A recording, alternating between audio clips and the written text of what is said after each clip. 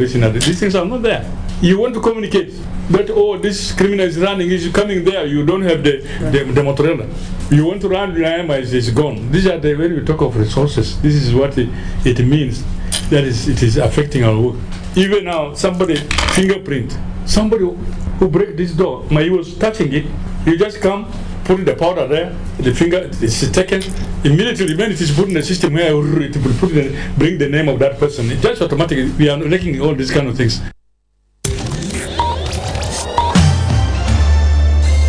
Live from Juba, on air and online. This is iRadio News. Good afternoon, this is iRadio News. First, here are the headlines. The South Sudan National Bureau of Standards has destroyed 350 kilograms of expired food and non-food items collected from shops across Juba. The committee formed by the Ministry of Transport to investigate the airplane crash in Bentiu in January, killing at least 20 oil field workers, says data from the black box has been analyzed. And the United Nations Central Emergency Response Fund has urgently allocated $10 million to support life-saving humanitarian assistance for more than 270,000 people in South Sudan's Upper Nile region. These stories and more coming to you in this news bulletin with me, Baria Johnson, and now the news in detail.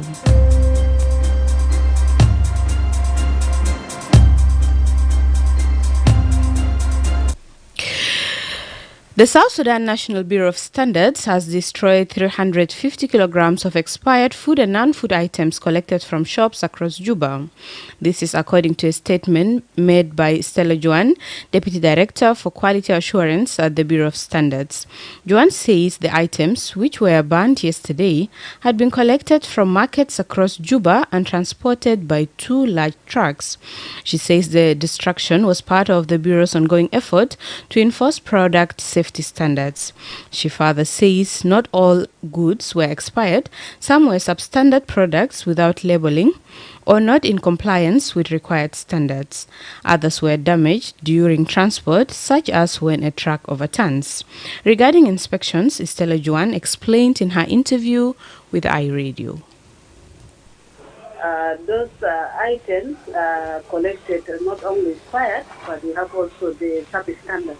Service standards are those items that does have the labeling are not there. Those are service standards, doesn't comply with the standard specified or doesn't meet the standard. And then we have the damaged one. The damaged one, when the trucks are coming, sometimes it may just overturn. That's when you do damage of some of the products. So in this case, the damage when we collect them, like for damage, we usually own a claim for us, and then from that one we cooperate and we do the procedure. But for those who we go for inspection in the market, sometimes فينا زي الجرس بنزلوا حاجة المنتهى في الرفوف التكاتيري بعدين البيرو جاكم ينزلوا البيرو في حالة ده ما قاعد ندي هاي الليجال بروسيجر. لكن لما نيجي نلقى البرودكت لسه في الرفوف we are selling them, that is whereby we give you penalty, and this penalty is according to Financial Act 2024-2025. The 2 trips of the senior truck are full. تقريبا ل 350 كيلو لأنهم حاجات خفيفة. Early this week, the National Bureau of Standards intercepted a returned consignment of 11 fuel trucks at the Numule border entry during a routine inspection. The fuel was found to be non-compliant with the relevant East African standards. The committee formed by the Ministry of Transport to investigate the airplane crash in Bentiu in January, killing at least 20 oil field workers, says data from the black box have been analyzed. Those killed in the crash include 15 South Sudan nationals, 2 Chinese, 2 Ugandan crew, and 1 Indian. Only 1 person survived the crash. Following the incident, the former National Minister of Transport, Madud Biar, said the institution retrieved the black box from the plane wreckage for further analysis in the United States.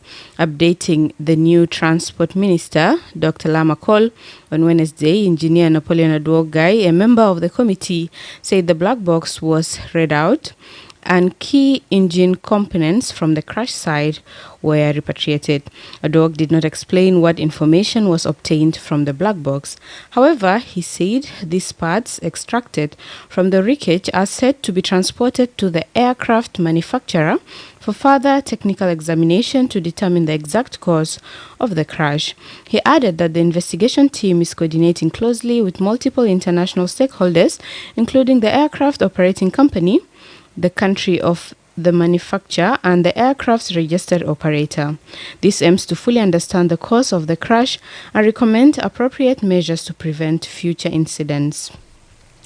Aduok said the update is to keep the families of the victims informed and also to assure them that the government is working to understand the cause of the accident. Engineer Napoleon spoke on SSBC after the meeting.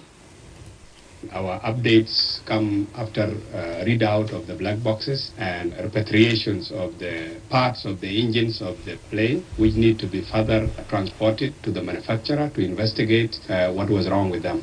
These updates are very important in order to keep the family of the victim informed and also to assure them that the government is working to make sure that we find and understand the causes of accident. And also we are working closely with the company of operations of the aircraft, the country of manufacture of the aircrafts, and the operator of the aircrafts.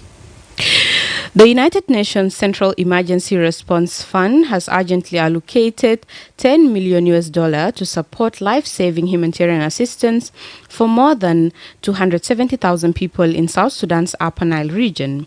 This comes amid escalating humanitarian needs driven by conflict, flooding, acute food insecurity, and cholera outbreaks. The funding, according to the United Nations Office of Humanitarian Affairs, will target communities in 6 high-risk counties, including PG, Fangag, Ayod, and Akobo in Jonglei State, and Panyikang and Fashoda in Upper Nile State. In a statement to iRadio Newsroom on Thursday, OCHA said these areas have been severely affected by overlapping crises, leaving families in critical need of immediate humanitarian support.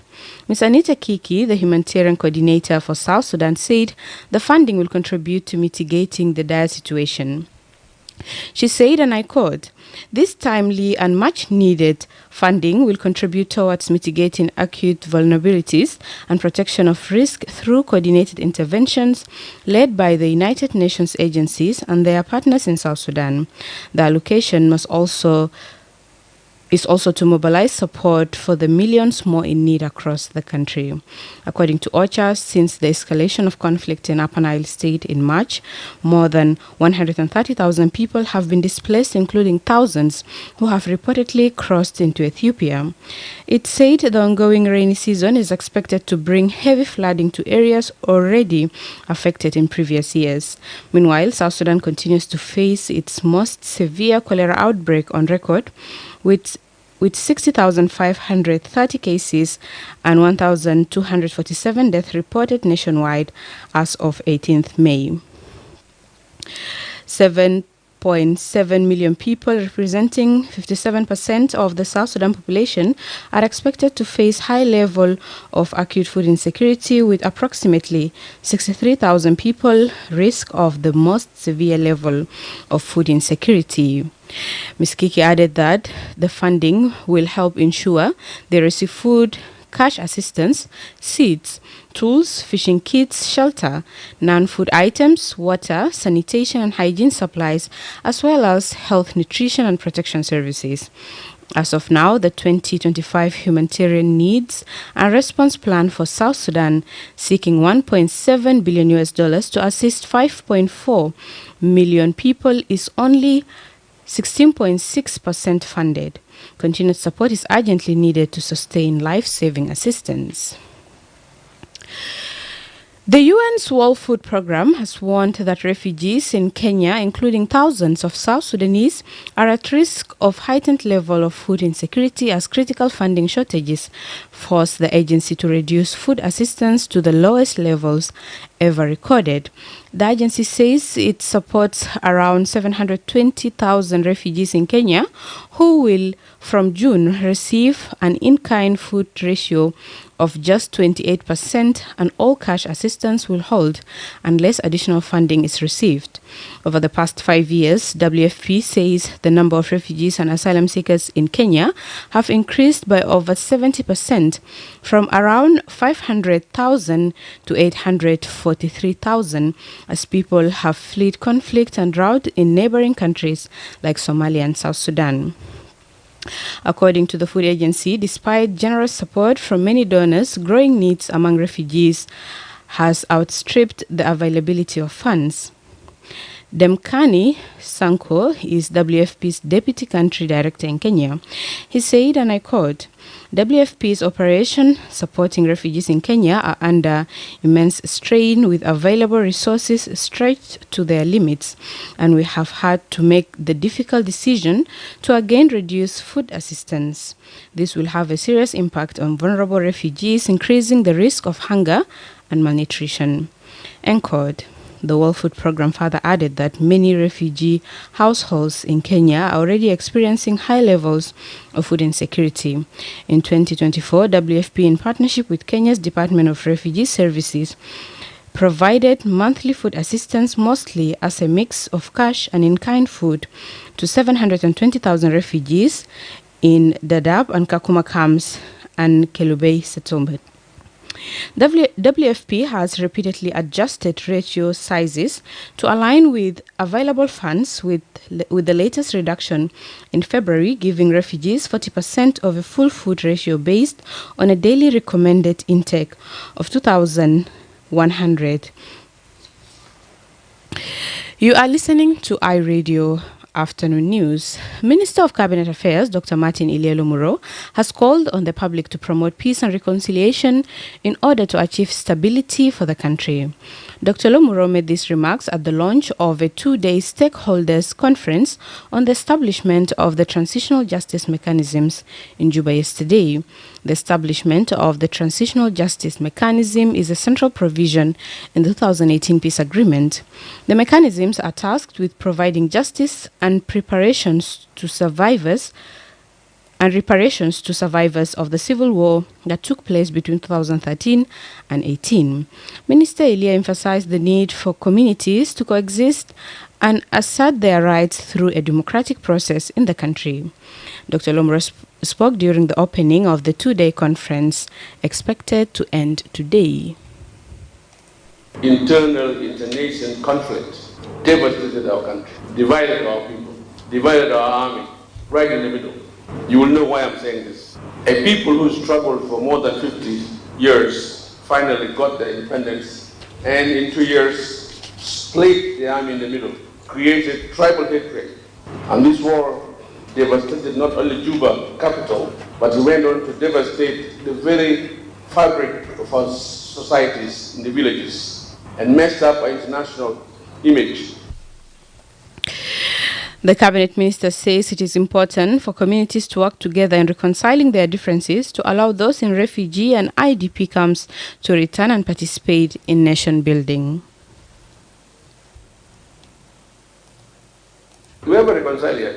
Some people still have very heavy hearts. People will sit with you, will live with you, but you don't know what they're holding in their hearts. We must stop that. We must begin to recognize that there is no way you can live as a community alone without the other communities, especially with the young people. No one owns this country. This country belongs to all of us. All of us have the same rights. But you can claim your right through a democratic process. There are rules and regulations that guide the country. You don't do things sambala, and you think it's okay to do it like that. And finally, the Deputy Minister of Information has warned government institutions against using private email addresses, saying they are not secure for conducting official communications. David Yawyao says government institutions must transition away from using private addresses and adopt official email systems. South Sudan uses email addresses ending in .government.ss, but a significant number of government institutions and employees still use private email addresses. Yawyao, who spoke yesterday during the launch of the website for the media regulator, Media Authority, said using private addresses compromises the integrity of government communications. He says, and I quote, "On a related but crucial note, I would like to take this opportunity to urge all government institutions to transition away from the use of private email addresses and adopt government official email systems. This is a matter of security, professionalism, and ensuring the integrity of official government communications." End quote. South Sudan still faces communication challenges, including poor infrastructure, limited access to internet, and lack of investment in the sector. This is iRadio News, and now to the regional and international news with my colleague Emmanuel Joseph Akile. A meeting meant to soothe tensions between the US and South Africa instead spiraled as President Donald Trump put his counterpart on the defensive with claims that white farmers in his nation were being killed and persecuted. On Wednesday, a week after the US granted asylum to nearly 60 Afrikaners, a move that rankled South Africa, President Cyril Ramaphosa visited the White House to reset the country's relations. Instead, Trump surprised Ramaphosa during a live news conference with widely discredited claims of a white genocide in South Africa. Elsewhere, North Korea's leader has condemned a serious accident during the launch of a new warship on Thursday, calling it a criminal act that could not be tolerated. Parts of the 5,000-ton destroyer's bottom were crushed, tipping the vessel off balance, state media reported. Kim, who was present at the launch, has ordered the ship be restored before a key party meeting in June, and for those involved in designing the ship to be held responsible for the incident.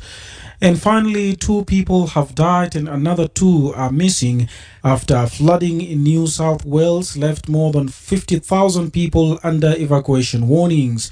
The record rainfall, now declared a natural disaster, was caused by a slow-moving area of low pressure and is greater than any in living memory of some residents, according to the Commissioner of the State Emergency Services. More than 2,000 emergency service workers are attending rescues, including of people who were stranded on rooftops overnight. That's all from the regional and international scene. Thank you, Akile. Now to the sports news with Lasuba Memo.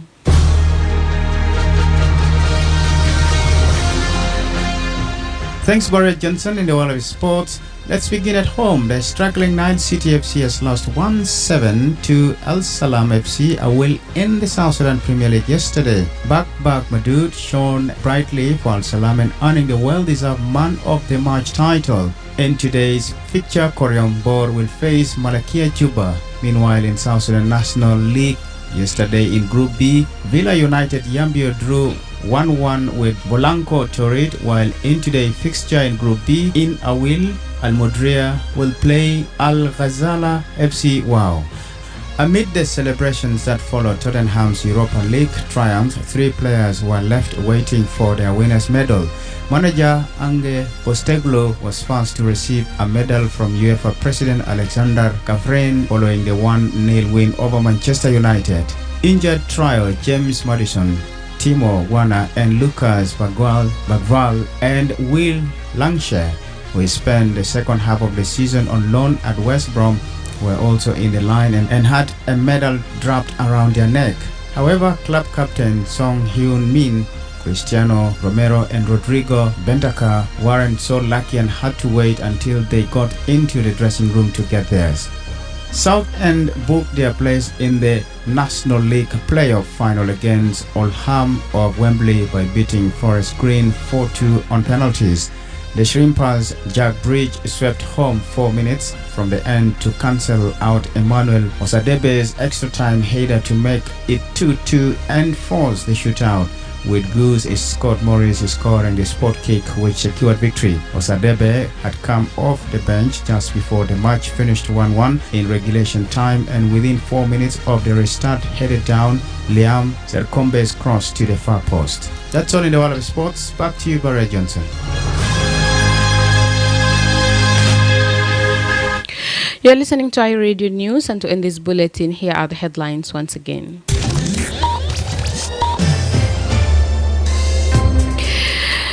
The South Sudan National Bureau of Standards has destroyed 350 kilograms of expired food and non-food items collected from shops across Juba.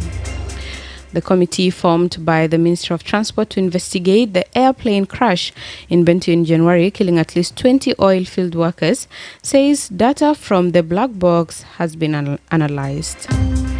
And the United Nations Central Emergency Response Fund has urgently allocated $10 million to support life-saving humanitarian assistance for more than 270,000 people in South Sudan's Upper Nile region. That's the end of iRadio Afternoon News. If there is a story or an event you would like iRadio to cover or report about, please send us a text message on +211 925 287870. It's also our WhatsApp number. Follow us on X at iRadio Juba, like our Facebook page, iRadio. Subscribe to our YouTube channel at iRadio South Sudan. You can also visit our website and listen to us online at www.iradio.org. Stay tuned for the news in Arabic at 1:30. I am Barry Johnson. Thanks for listening.